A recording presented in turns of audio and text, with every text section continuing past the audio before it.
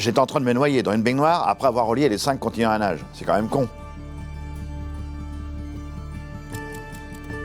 Nous sommes en 2012, août 2012. Je suis sur l'expédition Nager au-delà des frontières.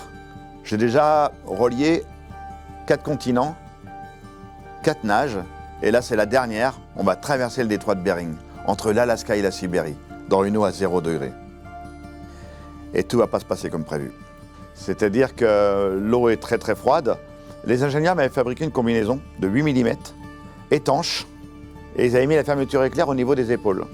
Et quand j'ai mis la combinaison, on se fait... Je pouvais plus nager, je pouvais plus bouger les bras.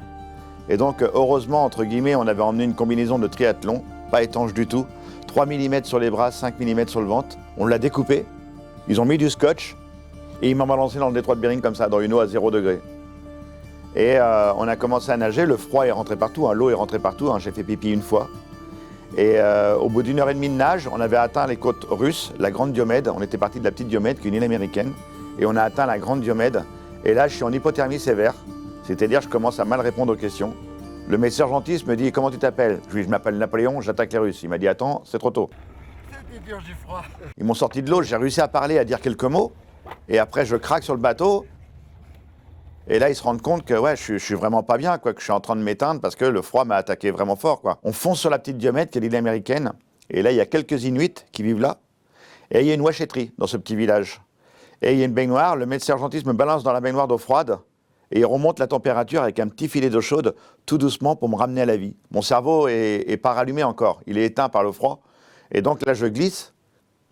Et là, j'avais toute l'équipe qui était à côté dans la washiterie avec le téléphone satellite, qui était là, « Ouais, on a relié 5 continents à nage !» Ils faisaient la fête, ils étaient en direct avec les médias, ici en France. Et moi, j'étais dans la baignoire, j'étais pas étanche du tout. Et là, le médecin urgentiste, il l'a pas fait exprès, il m'a dit « Attends, je reviens !» Et il a fermé la porte. Et il n'a pas vu que pour ouvrir la porte, il fallait une pièce. Et personne n'avait de pièce. J'étais en train de me noyer dans une baignoire après avoir relié les 5 continents à nage. C'est quand même con. Quand ils ont défoncé la porte, qu'ils ont vu que j'étais carrément en train de me noyer dans la baignoire, j'avais tellement glissé que j'avais la tête dans l'eau, quoi. Et ils m'ont relevé et j'ai pu reprendre de l'air et ils m'ont ramené à la vie tout doucement avec l'eau chaude et ainsi de suite. Mais l'histoire ne s'arrête pas là, hein. Le problème de mon corps après mon accident, c'est que j'arrive plus à gérer les températures. C'est-à-dire que dans le détroit de Bering, j'étais en hypothermie et sur le Dakar, le deuxième jour du Dakar, je suis en hyperthermie. C'est vrai que des fois, souvent j'en parle, la grande faucheuse, elle me fait toujours peur.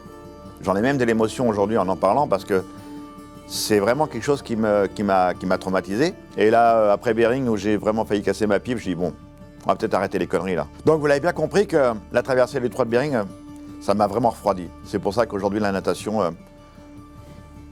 je pense que c'est un peu derrière moi.